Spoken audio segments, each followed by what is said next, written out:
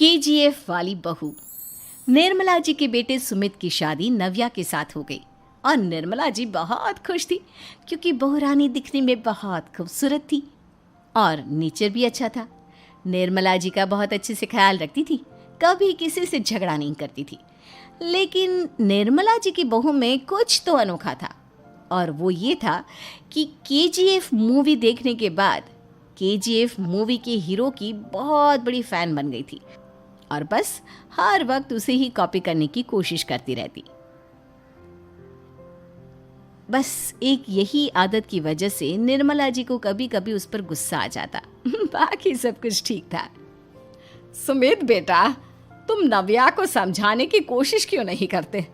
अरे बार बार केजीएफ के हीरो की तरह भेस बदल कर घूमती रहती है कॉलोनी में। सब देख देख कर हंसते हैं। क्या करूं मम्मी, मैंने उसे कई बार कहा कि बहू हो, बहू की तरह रहा करो, लेकिन उसके सर पर तो केजीएफ का भूत सवार है, किसी की सुनती ही नहीं। ठीक है बेटा, तो ऑफिस जा, मैं एक बार और उससे बात करने की कोशिश करती हूँ। थोड़ी देर के बाद नव्या अपने कमरे से निकलकर बाहर आती है।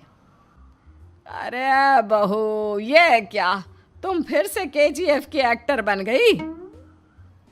मम्मी जी, आपको पता है ना, मैं उसकी पर्सनालिटी से बहुत इम्प्रेस्ड हूँ और मेरी फेवरेट मूवी है ये। जानती हैं, मैंने तो सारे डायलॉग्स भी रट कर रख लिए हैं।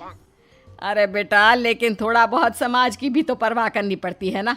तुम इस तरह घूमती हो, सब लोग क्या सोचते होंगे, थोड़ा तो डरा करो। मम्मी जी, डर होना चाहिए और दिल में होना चाहिए। वो अपन के नहीं, सामने वाले के दिल में होना चाहिए। अरे तुम फिर से केजीएफ के डायलॉग मारने लगी। अरे पता नहीं कब समझोगी।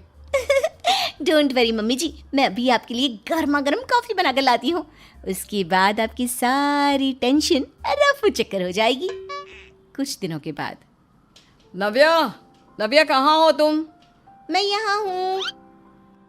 अरे क्यों इस तरह केजीएफ का हीरो बनकर घूम रही हो? कभी तो मेरी बीवी बनकर रह लिया करो। छोड़ो ना सुमित। अच्छा बताओ, मुझे आवाज़ किस लिए दे रहे थे? क्या बताऊँ यार, मेरे बॉस ने मुझे इतना काम दे दिया ना, पूरी तरह से परेशान हो गया हूँ। ऐसा लगता है ऑफिस नहीं, युद्ध पर जाता हूँ। अरे बेटा, परेशान क्यों होता है? ला, मैं तेरा सर दबा देती हूँ, दुखी मत हो। काम तो सबको करना ही पड़ता है। लेकिन मम्मी, ऑफिस में आजकल बहुत काम रहता है, थक जाता हूँ मैं। जानता है बेटा, जब तू छोटा था ना, तो मैं ऑफिस और तुझे संभालने का सारा काम करती थी, तब मुझे भी ऐसा ही लगता था। लेकिन कुछ दिनों के बाद सब ठीक हो जाएगा बेटा। सही कह रही है मम्मी जी, तुम अपने आप को ऑफिस में काम करने की वजह से योद्धा समझते हो, लेकिन जानते हो, इस दुनिया में सबसे बड़ा योद्धा एक माँ होती है। अरे ये डायलॉग तो मैंने कहीं सुना है। जरूर सुना होगा। केजीएफ फिल्म का डायलॉग भला किसने सुना नहीं होगा? हे भगवान, कोई मेरी बीवी के सर से केजीएफ का भूत उतार दे। कुछ दिनों के बाद। नव्या, सुमित तो ऑफिस चला गया। एक काम करते हैं, हम दोनों मार्केट चलते हैं, मुझे कुछ शॉपिंग करनी थी। ठीक है मम्मी जी, मैं अभी तैयार होकर आती हूँ। थोड़ी देर बाद नव्या फिर से केजीएफ फिल्म के हीरो की तरह गेटअप रखकर आ जाती है।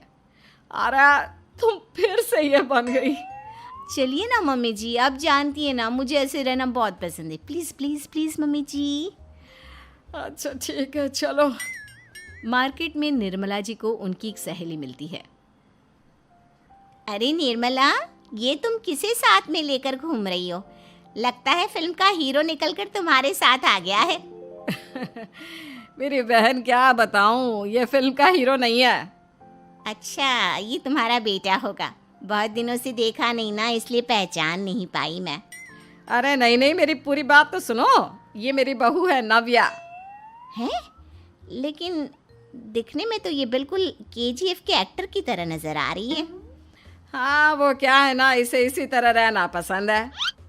क्या बात है बहू, शहर में इस तरह घूम रही हो, तुम्हें बिल्कुल भी अजीब नहीं लगता?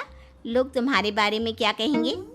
आंटी जी, जो शहर में रहने आता है ना, वो उसके बारे में सीखता है, और जो राज करने आता है ना, वो शहर को अपने बारे में सिखाता है। और मैं इस शहर को अपने बारे में सिखा रही हूँ। अरे ऐसा ही कुछ तो केजीएफ पिक्चर के हीरो ने भी बोला था ना अपनी फिल्म में। ये हुई ना बात, सही पहचाना आपने। केजीएफ फिल्म के हीरो का ही डायलॉग है ये। निर्मला जी और नव्या को मार्केट में शॉपिंग करते करते शाम हो जाती है और शाम को घर लौटते वक्त एक सुनसान सड़क पर अचानक से एक चोर उनके सामने आकर खड़ा हो जाता है। चुपचाप अपना सारा रुपया माल पैसा मुझे दे दो। क्यों दे दे पैसे? तुमने दिए क्या सामान खरीदने के लिए? ओए चुप कर। और इस तरह बहुरुपया बनकर क्यों घूम रहा है? अरे घूम रहा नहीं, घूम रही है, बहू है ये मेरी। लेकिन देखने में तो तुम्हारा बेटा जैसा लगता है। वैसे कुछ भी कहो, बेटा है बड़ा हैंडसम। अरे चुप कर, कहा ना बेटा नहीं बहू है मेरी, बहू है। अच्छा ठीक है, तो ऐसे कहता हूँ, तुम्हारी बहू बहुत हैंडसम है। ओए मिस्टर चोर, ज्यादा बातें बनाने की जरूरत नहीं है। चुपचाप यहाँ से निकलो, तुम्हें कुछ नहीं मिलने वाला। ऐसी बात है? एक मिनट रुको, ये देखो मेरे हाथ में गन है ना, गन। तुम दोनों का भेजा उड़ा दूंगा। नव्या लपक कर वो गन चोर से छीन लेती है। ट्रिगर पे उंगली रखने वाला हर कोई शूटर नहीं होता, और उनकी औकात उनको चाहने वालों के अलावा और कोई समझ नहीं सकता। क्या बोले रे? ये लाइन तो मैंने कहीं सुना है। अरे सुना होगा, जरूर सुना होगा, क्योंकि केजीएफ फिल्म तो सबने देखी है ना। मेरी बहू तो दिन में 4-4 बार देखती है, उसी का डायलॉग है ये। अरे वाह आंटी जी, बहुत कमाल की है आपकी बहू। चलता फिरता केजीएफ का एक्टर ही लगती है। एक काम करो, अब तुम यहाँ से चलते फिरते बनो, वरना तुम्हारी ये जो नकली गन है ना, इसी से नकली गोली चलाकर तुम्हारा नकली भेजा उड़ा दूंगी। चोर डर के मारे वहां से भाग जाता है। कुछ दिनों के बाद एक दिन सुमित नव्या से कहता है, नव्या, मेरे कुछ दोस्तों ने शहर के बाहर जो बड़ा सा गार्डन है ना, वहाँ पर गेट टुगेदर का प्लान बनाया है। तुम भी सही वक्त पर रेडी हो जाना, हम भी चलेंगे। रेडी होने में तो मैं माहिर हूँ, और आप तो जानती ही है ना मैं कैसे रेडी होती हूँ। नव्या प्लीज, इस बार मेरी बीवी की तरह बनकर तैयार हो जाना। केजीएफ का एक्टर फिर कभी बन लेना। नहीं सुमित, मैं तुम्हारे दोस्तों से पहली बार मिल रही हूँ। मैं अपना असली हुनर तो दिखाऊंगी ना उन्हें, ताकि उन्हें भी पता चले कि तुम्हारी बीवी बीवी नहीं, बल्कि एक बहुत फेमस फिल्म का स्टार है, स्टार। ठीक है, तुम्हारी जिद के आगे मेरी कहाँ जलने वाली है। और फिर सुमित अपनी बीवी को लेकर अपने दोस्तों के पास पहुंचता है। यह है मेरी पत्नी नव्या। अरे मुझे तो लगा ये तुम्हारा कोई नया दोस्त है। हाँ, मैं भी बहुत देर से सोच रहा था कि सुमित का नया दोस्त तो बड़ा हैंडसम है। आप लोगों को गलत फहमी हुई है, मैं इनका दोस्त नहीं बल्कि इनकी बीवी हूँ। अगर आप बीवी हैं तो बीवी की तरह क्यों नहीं रहती? आपको देखकर तो ऐसा लगता है जैसे सुमित अपनी किसी कॉलेज की फ्रेंड को लेकर घूम रहा है। अब क्या बताऊँ यार, तुम लोग ही समझाने की कोशिश करो, मेरी तो कोई बात नहीं सुनती। अरे भाभी जी, ये तो बहुत बुरी बात है, रियली वेरी बैड। हमारे दोस्त को तो बीवी के साथ रहने की फीलिंग ही नहीं आती होगी। If you think I am bad, I am your dad. अरे भाभी जी, क्या कमाल का डायलॉग मारा है, मजा आ गया। आप तो एक्टिंग भी बहुत अच्छी करती हैं।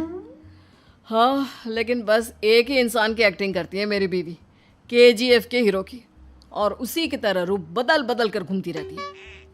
यार सुमित, तेरे तो मजे हैं, चलता फिरता सिनेमा हॉल तेरे संग चलता है। बेटा, मेरे कितने मजे हैं और कितने नहीं, ये तो मुझे ही मालूम है। ऐसा क्यों कह रहा है यार, सारा दिन डायलॉग सुनने को मिलते हैं, और बीवी एक हैंडसम दोस्त की तरह नजर आती है, और क्या चाहिए? क्या बताऊं भाई, कई बार रात को सोते वक्त जेब में नकली गन रखकर सोती है, और फिर झटके से मेरे सर पर गन तान के केजीएफ के डायलॉग मारती है। उस वक्त मेरी क्या हालत होती होगी, ये तो मैं ही समझ सकता हूँ ना। सुमित की बात सुनकर उसके सारे दोस्त जोर जोर से हंसने लगते हैं।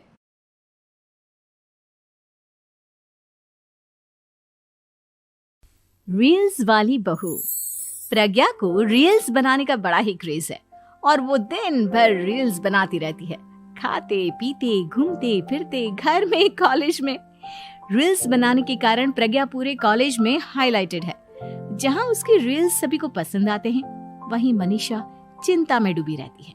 एक रोज जब खाते हुए प्रज्ञा रील्स बना रही होती है, तब मनीषा कहती है, एक मिनट भी चैन नहीं है इस लड़की को। ये नहीं कि खाना तो आराम से खा ले, लेकिन नहीं, अरे थोड़ी देर रील्स नहीं बनाओगी तो आसमान नहीं टूट पड़ेगा। अरे मम्मी, इसी को तो कहते हैं डिटर्मिनेशन। तुम नहीं समझोगी ये सब। ए भगवान, इस लड़की को सद्बुद्धि दे। जब देखो तब टेढ़ा बाका मुंह बनाती रहती है। मनीषा की बात का प्रज्ञा पर जरा भी असर नहीं होता और वो खाते खाते रील्स बनाती रहती है। दिन बीतने लगते हैं और देखते देखते प्रज्ञा का कॉलेज भी खत्म हो जाता है। आए दिन कोई ना कोई मनीषा को प्रज्ञा की शादी करवाने का सुझाव दे जाता है। सब ठीक ही कहते हैं, प्रज्ञा की शादी कर देनी चाहिए। अपने घर के काम काज में व्यस्त हो जाएगी तो खुद ही ये रील्स और नाच गाना बंद हो जाएगा। मनीषा और प्रेम प्रज्ञा के लिए एक अच्छा लड़का ढूंढने लगते हैं और तभी विकी का रिश्ता प्रज्ञा के लिए आता है, जिसने प्रज्ञा को उसकी रील्स देखकर पसंद कर लिया था। अगले दिन विकी अपने माता पिता के साथ प्रज्ञा के घर पहुंच जाता है और प्रज्ञा साड़ी पहने हाथों में चाय की ट्रे लिए उनके सामने आती है। जब विकी को पसंद है तो हमें भी बहू पसंद है। बहन जी, आप बारात की तैयारी कीजिए। एक बार लड़का लड़की अकेले में बात कर ले तो अच्छा रहेगा। हाँ हाँ, क्यों नहीं। मनीषा विकी को प्रज्ञा के कमरे में भेजती है, जहां प्रज्ञा पहले से ही रील्स बना रही होती है। तभी विकी कहता है, आ गए आपके साजन जी। हमारे साथ ये रील्स कंप्लीट करती तो और भी अच्छा रहता। अच्छा जी, अब आ ही गए हैं तो बना ही लेती हूँ आपके साथ। दोनों मिलकर रील्स बनाते हैं। जब वी मीट और तुरंत पोस्ट भी कर देते हैं। फिर विकी कहता है, जब आप साड़ी में चाय लेकर आई तब मुझे लगा कि कहीं मैं गलत घर में तो नहीं आ गया। अब सही है। दोनों की शादी पक्की हो जाती है और शादी के दिन भी प्रज्ञा रील्स बनाने से चूकती नहीं। यहाँ तक कि बारात के समय भी नाचते हुए रील्स बनाती है। सभी लोग प्रज्ञा की तारीफ के पुल बांध देते हैं और प्रज्ञा नाचती गाती अपने ससुराल चली जाती है। सब कुछ अच्छा चल रहा होता है। प्रज्ञा यहाँ भी दिन भर हर चीज की रील्स बनाती रहती है। लेकिन कुछ दिनों के बाद जब सुनीता कहती है, बहू, ये रील्स के साथ साथ कुछ काम भी कर लिया करो। वैसे तुझे और क्या क्या बनाना आता है? मम्मी जी, वैसे तो सब कहते हैं कि मैं सब कुछ अच्छा बनाती हूँ, लेकिन मुझे लगता है कि मैं मैगी अच्छा बना लेती हूँ। हाँ, कॉफी भी अच्छा बना लेती हूँ और मुंह तो सबसे अच्छा बना लेती हूँ। हैं? अच्छा अच्छा। सुनीता अपना माथा पकड़ लेती है और कहती है, बहू, कुछ खाना बनाना भी सीख लेती। मम्मी जी, मैं लंबी प्लानिंग कर रही हूँ। जल्दी ही मैं इतनी फेमस हो जाऊंगी कि मुझे पैसे मिलने लगेंगे। हम दोनों सास बहू राज करेंगे, राज। नौकर काम करेंगी और लोगों की तो लाइन लगेगी हमसे मिलने के लिए। तेरा दिमाग खराब हो गया है क्या बहू? हंसी मजाक तक ठीक है, लेकिन इस तरह घर नहीं चलते। जितना जल्दी हो इस घर के तौर तरीकों को सीख लो। प्रज्ञा मुंह घुमाकर चली जाती है और तुरंत उसी वक्त एक रील बनाती है। ये देख सुनीता का गुस्सा 7वें आसमान पर चला जाता है और विकी के घर आती ही सुनीता उसे सब कुछ बताती है। विकी भी अब प्रज्ञा की इन हरकतों से परेशान हो जाता है। तुम टेंशन मत लो मम्मा, मैं देख लूंगा।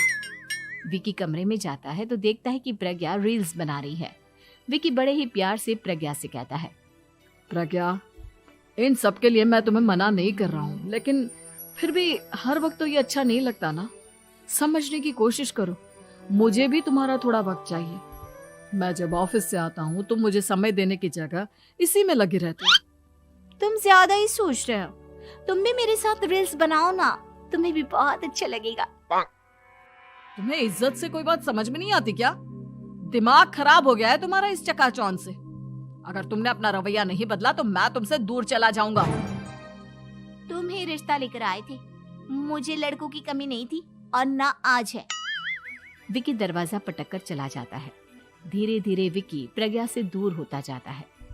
एक रोज मनीषा प्रज्ञा के ससुराल उससे मिलने जाती है। तब सुनीता उससे कहती है, बहन जी, अब आई हैं तो कुछ दिन यहाँ रहकर जाइएगा, आप ही का घर है। हाँ मम्मी, बहुत दिन हो गए तुम्हारे साथ एक भी रील नहीं बनाई मैंने। प्रज्ञा तुरंत अपने फोन में रील्स ऑन कर लेती है। ये सब मुझसे नहीं होता। तेरा ये भूत अभी तक नहीं उतरा क्या? बहन जी, आप कुछ कहती नहीं क्या इसे? जब आप ही कुछ नहीं कर पाई तो मैं कर ही क्या सकती हूँ। सास तो वैसी ही बदनाम है। शाम को घर की लाइट चली जाती है और मनीषा प्रज्ञा से कहती है, मेरे घुटनों में बहुत दर्द हो रहा है, तू लाइट का कुछ इंतजाम करना बेटा। अच्छा, कैंडल जला देती हूँ मम्मा। प्रज्ञा गाते हुए कैंडल जलाती है और खिड़की के पर्दे के पास रख देती है। मनीषा, जिसे बहुत दर्द हो रहा है, वो सो जाती है और प्रज्ञा हमेशा की तरह अपने रील्स में लग जाती है। उधर कैंडल की वजह से पर्दा आग पकड़ लेता है और मनीषा के कमरे में आग लग जाती है। बचाओ, कोई है, बचाओ। सभी भागते हैं और विकी कमरे की आग बुझाने में लग जाता है, लेकिन तब तक मनीषा आधी जल चुकी थी। मनीषा की हालत देख प्रज्ञा रोने लगती है। विकी मनीषा को तुरंत हॉस्पिटल ले जाता है और उसे एडमिट कराता है। विकी प्रज्ञा से कहता है, देख लिया ना, तुम्हारे इस नाच गाने की वजह से आज तुम्हारी माँ की जान जाते जाते रह गई। अब पता नहीं तुम और क्या चाहती हो। उधर डॉक्टर कहते हैं, इनकी हालत बहुत नाजुक है, आधे से ज्यादा जल चुकी है। प्रज्ञा रोती हुई मंदिर में जाती है और भगवान के आगे जाकर कहती है, भगवान, मेरी माँ को ठीक कर दो। मैं कसम खाती हूँ हाथ से ये रील्स बनाना छोड़ दूंगी। बस मुझे मेरी माँ वापस मिल जाए। 2 दिन बीत जाते हैं और मनीषा खतरे से बाहर आ जाती है। पेशेंट अब ठीक है, आप लोग उनसे मिल सकते हो। सब कोई मनीषा से मिलता है और प्रज्ञा सबके सामने अपना फोन तोड़ देती है। मुझे माफ कर दो मम्मा, मैंने तुम लोगों की बातों को नजरअंदाज किया। बेटा, कोई भी चीज जरूरत से ज्यादा खराब है। मैंने तुम्हें रील्स बनाने से कभी मना नहीं किया, लेकिन हर वक्त एक ही चीज तो सही नहीं है। मैं समझ गई हूँ मम्मा, आई एम सॉरी। प्रज्ञा उस दिन से रील्स बनाना छोड़ देती है और पूरी तरह से अपने घर में लग जाती है।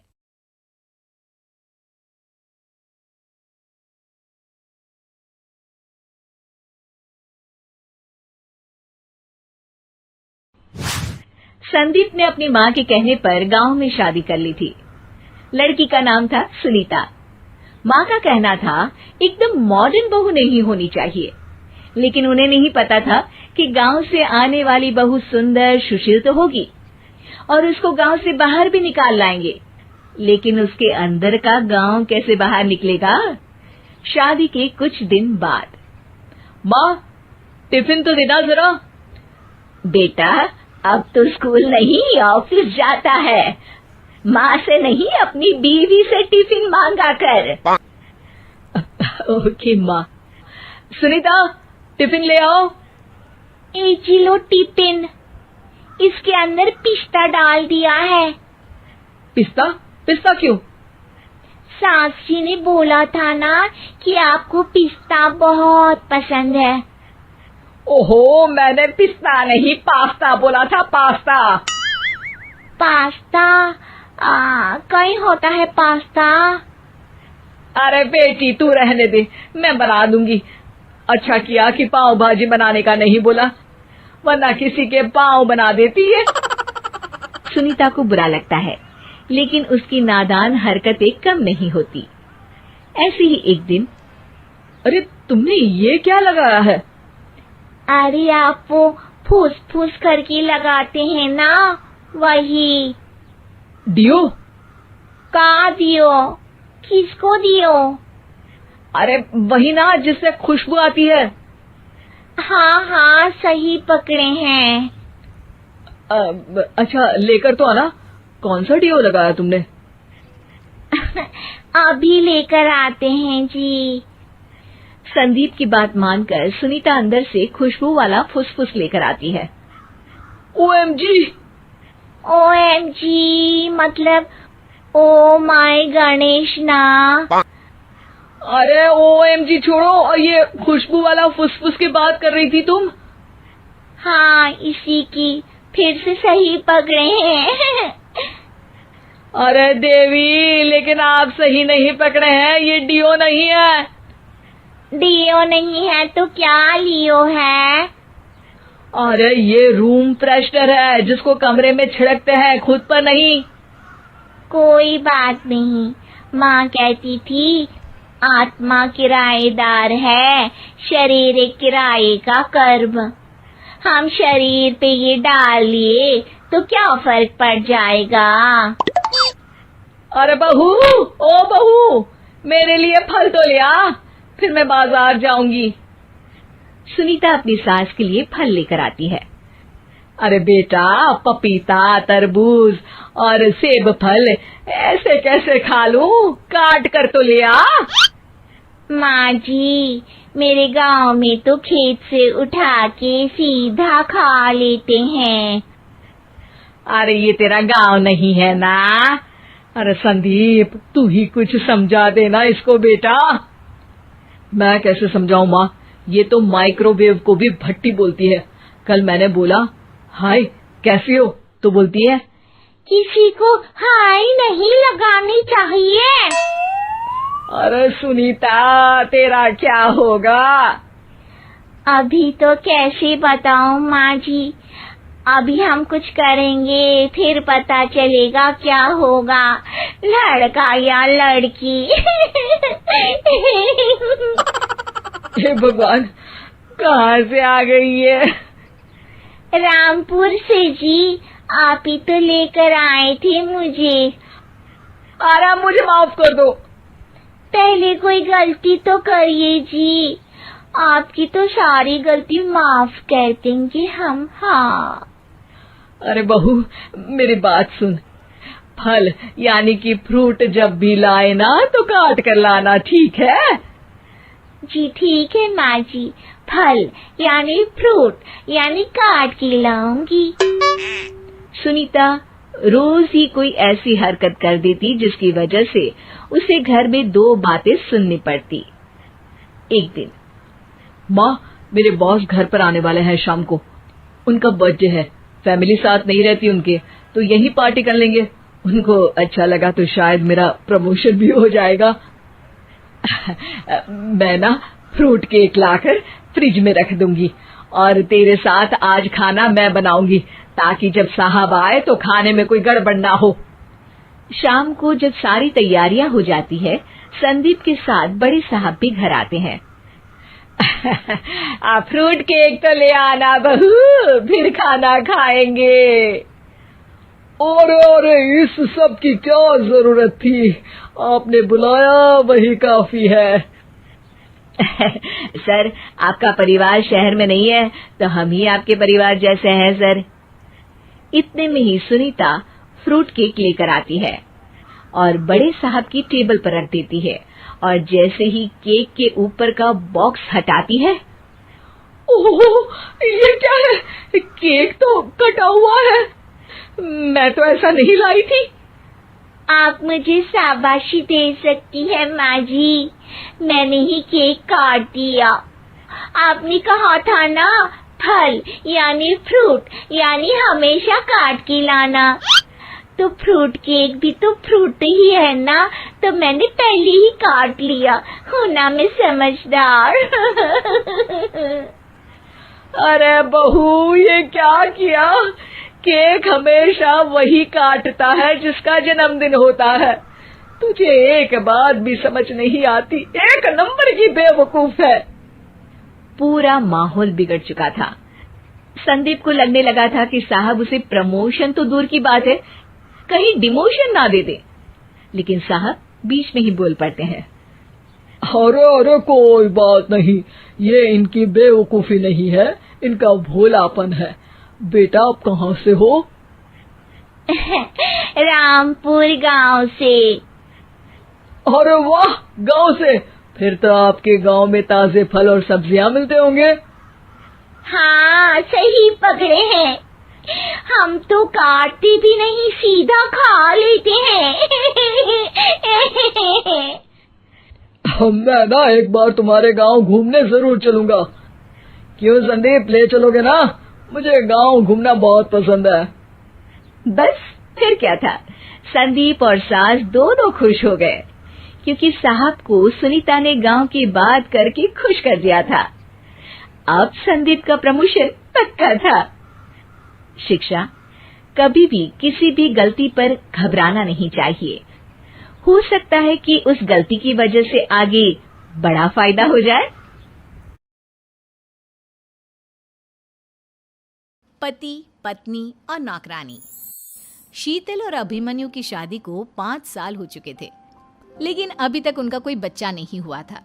इसकी वजह से शीतल और अभिमन्यु परेशान रहते थे, लेकिन उन दोनों से ज्यादा परेशान थी शीतल की सास, यानी अभिमन्यु की माँ जानकी देवी।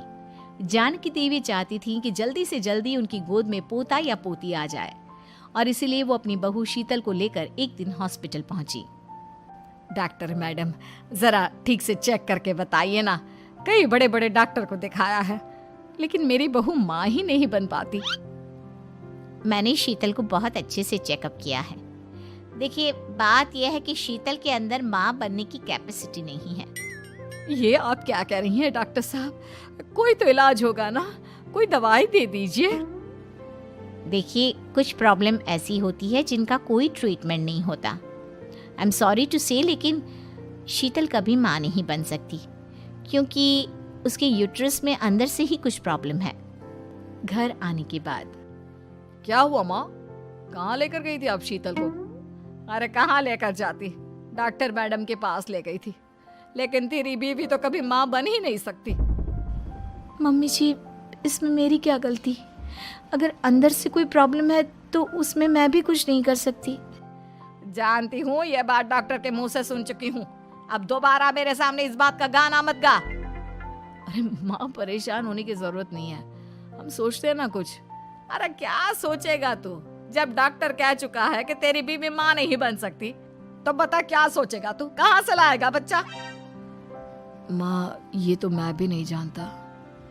अभिमन्यु, क्यों ना हम अनाथ आश्रम से एक बच्चा गोद ले आए? क्या फर्क पड़ता है बच्चा हमारा हो या गोद लिया हुआ? आई बड़ी बातें बनाने वाली, क्या फर्क पड़ता है? अरे क्यों फर्क नहीं पड़ता? मुझे इस वंश को आगे बढ़ाने के लिए मेरे बेटे का खून चाहिए, किसी दूसरे का नहीं। लेकिन माँ, आप जानती हैं कि ये अब पॉसिबल नहीं है। मैं कुछ नहीं जानती। मैं किसी पराये की औलाद को इस घर में अपना पोता या पोती बन के बढ़ता हुआ नहीं देख सकती। मेरा वंश मेरे बेटे के खून से ही आगे बढ़ेगा।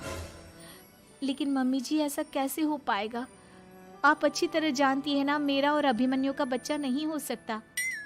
तो मैं अपने बेटे की दूसरी शादी करवाऊंगी और अपनी दूसरी बीवी से यह मुझे बच्चा पैदा करके देगा। ये आप क्या कह रही हैं माँ? मैं किसी और से शादी नहीं करने वाला। मेरे रहते हुए आप अभिमन्यु की शादी किसी और से करवाएंगी? मम्मी जी, आप ऐसा कैसे कर सकती हैं?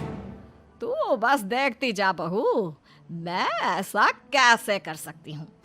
कुछ दिनों के बाद, अभिमन्यु, मैंने तेरे लिए लड़की ढूंढ ली है। माँ, मैं आपको कितनी बार समझाऊं, मुझे किसी से शादी नहीं करनी है। पहले मेरी बात सुन।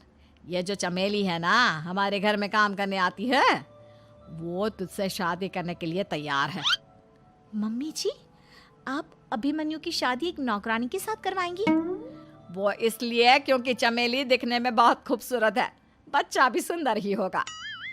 मम्मी जी, लेकिन एक बच्चे के लिए अपने बेटे की शादी नौकरानी के साथ करवाना, क्या ये सही है? अगर अभिमन्यु ने शादी नहीं की ना, तो मैं अपनी जान दे दूंगी। अब देख लो, अगर तुम्हें अपनी माँ की जान प्यारी है तो तुम्हें इस नौकरानी के साथ शादी करनी ही होगी। इस तरह जानकी देवी अपने बेटे अभिमन्यु की शादी नौकरानी चमेली के साथ करवा देती है। कुछ दिनों के बाद, नौकरानी से मालकिन बन के तो मजा आ गया। अब तो मैं इस घर की मालकिन हूँ। देखो, अपने आप को ज्यादा मालकिन समझने की कोशिश मत करो। एक बार तुम्हारा और अभिमन्यु का बच्चा इस दुनिया में आ जाए, उसके बाद तुम इस घर से हमेशा के लिए चली जाना। अरे जाओ जाओ, किसी और के आगे बातें बनाना। एक बच्चा तो पैदा नहीं कर सकी, बढ़िया आई। जाओ जाकर मेरे लिए कॉफी बना कर लाओ। नौकरानी मैं हूँ या तुम? मम्मी जी, देखिए ना शीतल मुझसे किस तरह से बात कर रही है। शीतल, तुम्हें पता है ना चमेली प्रेग्नेंट है, मेरे बेटे के बच्चे की माँ बनने वाली है। वो जैसा कहती है वैसा करो। लेकिन मम्मी जी वो मुझे नौकरों की तरह ट्रीट कर रही है। अरे तो करेगी ना, वैसे भी बहू तुम हो किस काम की, एक बच्चा तो पैदा नहीं कर सकती। जाओ अब घर के सारे काम करो और चमेली को आराम करने दो। थैंक यू मम्मी जी, भगवान आपका भला करे। आप नहीं होती तो मैं नौकरानी से महारानी कैसे बनती। देखो तुम्हें जो चाहिए सब मिलेगा, खूब खाओ पियो मजे की जिंदगी जियो, लेकिन बस मुझे एक बच्चा पैदा करके दे दो। कुछ दिनों के बाद मम्मी, बच्चे के लिए आपने मेरी शादी चमेली के साथ करवा तो दी, लेकिन दिन और रात का चैन मिट गया है। सारा दिन शीतल और चमेली की बहस चलती रहती है। अब शीतल को इस घर में रखने से क्या होगा, मैं तो कहती हूँ उसे घर से निकाल दो, है भी किस काम की। मैं ऐसा नहीं कर सकता माँ, वो मेरी पत्नी है, उससे बहुत प्यार करता हूँ मैं। तुम्हारी पत्नी चमेली है, चमेली उससे प्यार करो। अरे तुम्हारे बच्चे को जन्म देने वाली है वो। अभिमन्यु, मैं खुद ही इस घर से चली जाती हूँ। वैसे भी अपने ही घर में नौकरों की तरह रहकर परेशान हो चुकी हूँ। घर की नौकरानी मेरे ऊपर हुक्म चलाती है, वो तुम्हारी पत्नी बन चुकी है। अब मेरा इस घर में क्या काम। अभिमन्यु के बार बार रोकने पर भी शीतल उस घर से चली जाती है। कुछ दिनों के बाद चमेली एक बच्चे को जन्म देती है। भगवान ने मेरी सुन ली, मेरे बेटे का घर भर गया, उसका अपना बच्चा इस दुनिया में आ गया। मम्मी जी, बच्चे को हाथ लगाने से पहले मेरी एक शर्त तो सुन लो। तुम कहना क्या चाहती हो चमेली? आपकी मम्मी को बहुत शौक था ना अपने पोते को खिलाने का। अब देखो, इस दुनिया में हर चीज की कोई ना कोई कीमत तो होती है। तुम अपनी आधी प्रॉपर्टी मेरे नाम कर दो, बच्चा तुम्हारे नाम। अरे लेकिन मैंने अपने बेटे से तुम्हारी शादी करवाई है, अब ये सौदेबाजी कहाँ से आ गई? जो औरत अपनी बहू को घर से निकाल कर एक नौकरानी के साथ अपने बेटे की शादी करवा दे, वो तो सौदेबाजी कर ही सकती है ना। उसका कैसे भरोसा कर सकते हैं। मुझे बस आप लोगों की प्रॉपर्टी चाहिए, उसके बाद ही बच्चे को आप हाथ लगा सकते हैं। मैंने कहा था ना मम्मी, आप गलत कर रही हैं। देखिए उसका नतीजा आपके सामने है। जब शीतल को पता चलता है कि अभिमन्यु और चमेली का बच्चा दुनिया में आ गया है तो वो अपने घर पहुंचती है। अभिमन्यु, कहाँ है आपका बच्चा?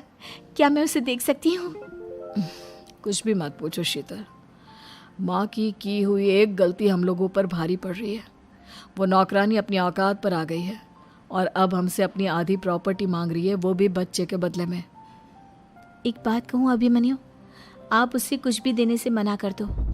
अरे कैसी बात कर रही हो, मेरे बेटे की औलाद है उसके पास, ऐसे कैसे मना कर दे? मम्मी जी, वो अभिमन्यु का बच्चा नहीं है, वो चमेली और उसके बॉयफ्रेंड का बच्चा है। ये तुम क्या कह रही हो शीतल? ये देखिए वीडियो, चमेली और उसका बॉयफ्रेंड आपस में बातें कर रहे हैं कि उन दोनों ने मिलकर आपको बेवकूफ़ बनाया है और अब इस बच्चे के बदले आपसे प्रॉपर्टी भी हड़प लेंगे। हे भगवान, ये मुझसे क्या हो गया, ना तो बच्चा मिला और अपने बेटे की नौकरानी के साथ शादी करवा दी सो अलग। अब क्या होगा? मुझे माफ कर दो शीतल, मेरी वजह से तुम्हें बहुत तकलीफ हुई है। अभिमन्यु, मैंने कहा ना, उस नौकरानी को उसके बच्चे सहित इस घर से बाहर निकाल दो।